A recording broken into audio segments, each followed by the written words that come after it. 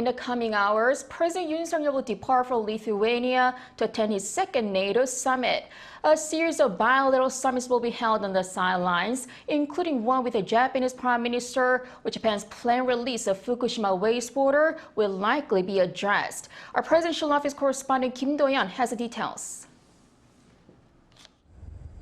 President Yoon Suk Yeol makes a return to a NATO summit this week as he looks to bolster two-way cooperation between the 31-member alliance and the Indo-Pacific region, with the war in Ukraine high on the agenda. This is Yoon's second appearance at the multilateral summit after participating last year in what was a first for a South Korean president. The president will lay out South Korea's contribution to peace in Ukraine, one of the most important issues for the international community, and will concretely set forth our global responsibility diplomacy. According to an official at the top office, Seoul and NATO will adapt a new document to institutionalize cooperation in 11 areas, including non-proliferation, cybersecurity, and emerging technologies. Yoon will also meet with NATO Secretary General on Tuesday and has at least 10 confirmed sideline bilateral meetings arranged through Wednesday.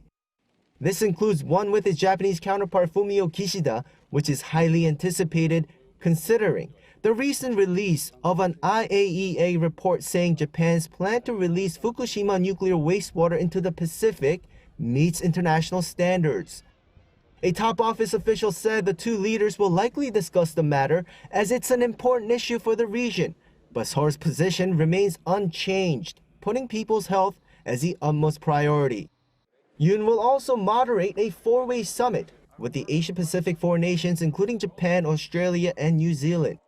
This also comes as South Korea formally opened a permanent mission to the organization in Belgium last November. South Korea and NATO officially formed a partnership in 2006 based on shared values of freedom and democracy, but have sped up cooperation recently with uncertainties across the globe. And the two see mutual benefit from the partnership. We are, of course, concerned about the reckless missile tests and the nuclear programs of North Korea, and the war in Ukraine has also ramifications for your region. We also know that North Korea is providing military support to the Russian war efforts with rockets and missiles, and this just highlights how we are interconnected. In the meantime, Yoon will have one eye on China's reaction to his NATO appearance as the superpower slammed the president's previous summit involvement, pointing to a NATO strategic concept from 2022 that puts pressure on China by saying the alliance faces, quote, systematic competition from Beijing.